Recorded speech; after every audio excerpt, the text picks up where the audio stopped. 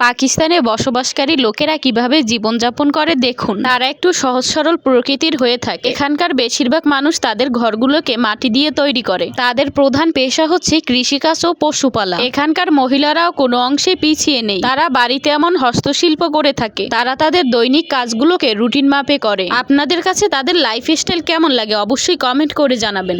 দেখুন, এটি এমন একটি হ্রদ যেখান থেকে যত খুশি লবণ সংগ্রহ করা যায়, কিন্তু কখনোই এই লবণ শেষ হয় না। চীনে প্রায় 3000 বছর ধরে এই হ্রদ থেকে লবণ আহরণ করা হচ্ছে। অবাক করা বিষয় হলো প্রকৃতির নিয়মে এই হ্রদে নতুন করে লবণ তৈরি হয়। আর এই হ্রদের সবচেয়ে আকর্ষণীয় দিক হলো এর নিখুঁত প্রতিফলন, যা দেখলেই মনে হয় আকাশ যেন মাটিতে নেমে এসেছে। এই কারণেই একে মিরর অব দ্য স্কাই বলা হয়।